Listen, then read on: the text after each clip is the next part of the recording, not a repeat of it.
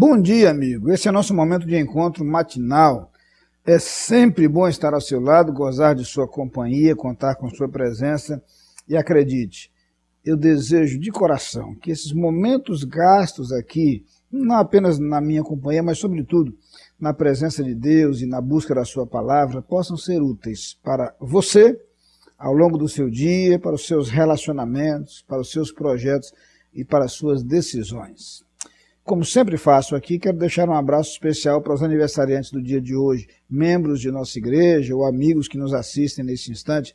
Que Deus o abençoe grandemente, tenha um dia muito feliz. É a nossa oração e o nosso desejo de coração.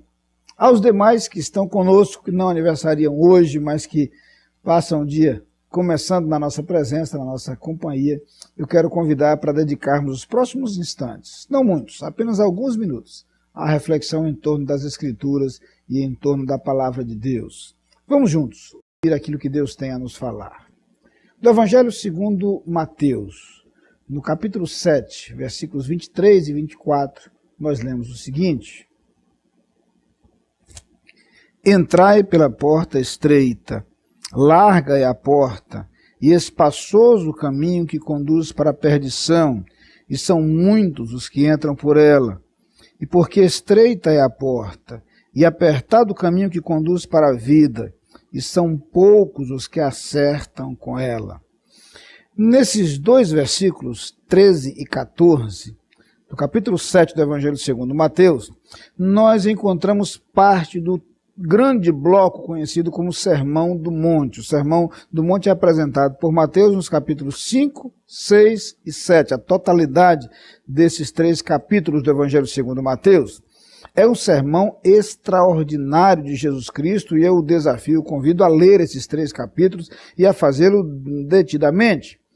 Nós temos estudado o Sermão do Monte em nossa igreja, temos feito isso a cada quarta-feira, já fizemos isso ao longo de um bom tempo, vamos aí com cerca de 35 lições baseadas em versículos deste sermão. Há algumas semanas nós nos detivemos especificamente nesses dois versículos, os versículos 13 e 14 desse capítulo 7.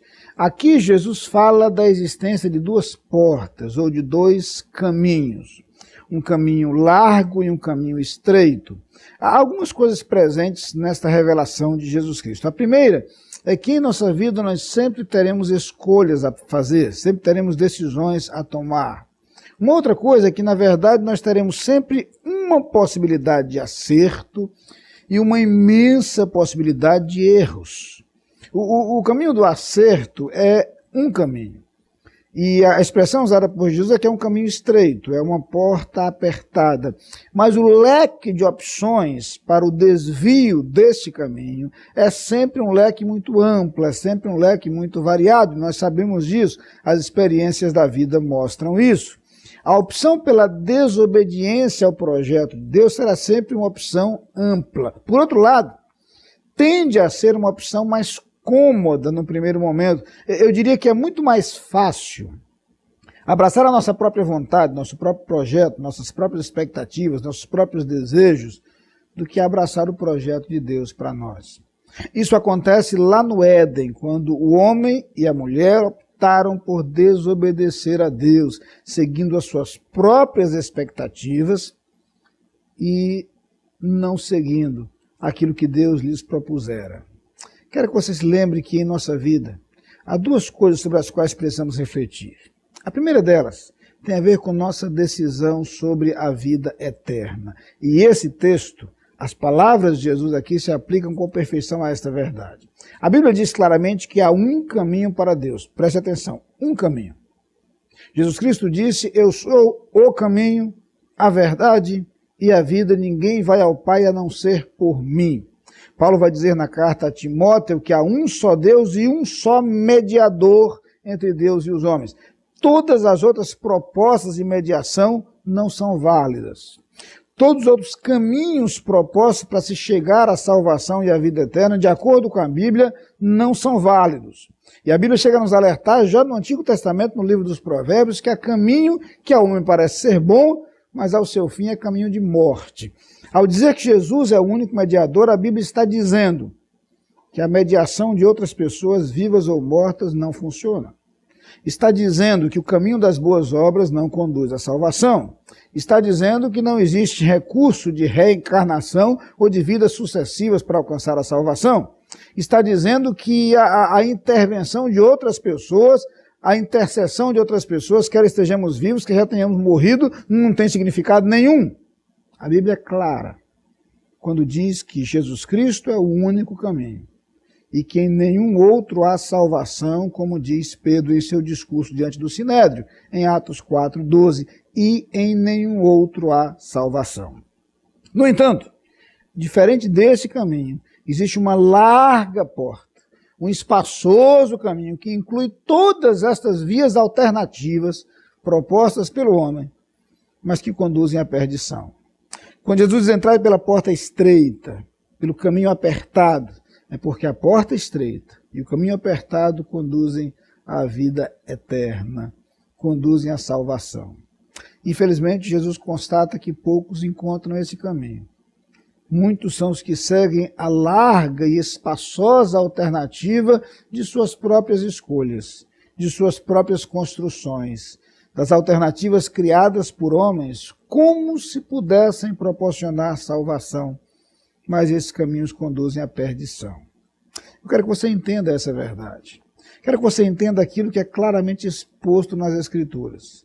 O Jesus que diz que é um caminho estreito, uma porta apertada, mas que há a opção de escolher o caminho largo que conduz à perdição, é o mesmo Jesus que disse que ele é o caminho.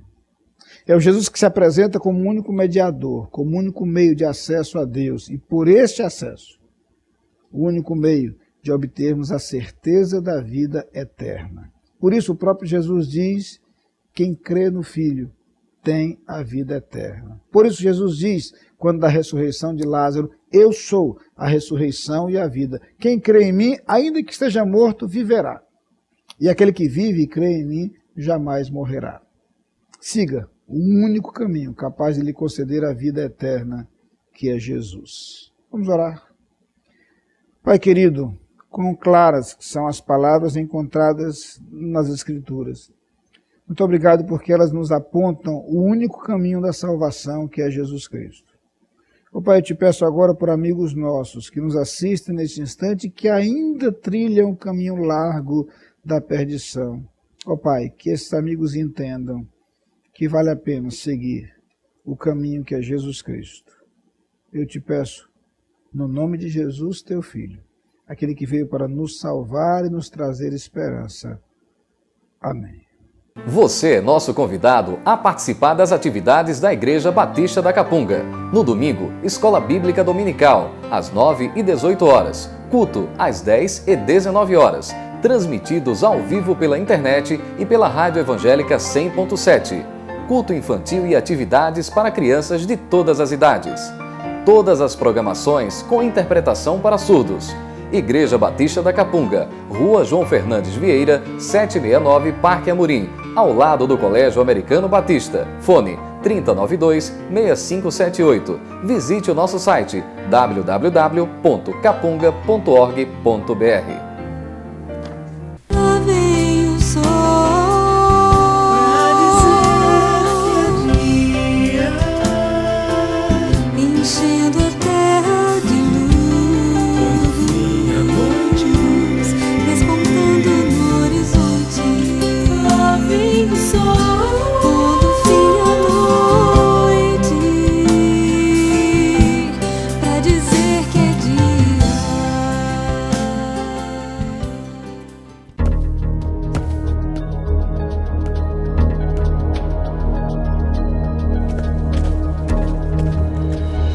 A Adlin cuida da sua empresa para você cuidar mais de você. Adlin Consultoria e Gestão em Serviços. 30 anos de trabalho. ISO 9001 e 14001. Soluções empresariais inteligentes e personalizadas em mais de 200 áreas. Adlin. Experiência de sobra para sobrar mais tempo para você.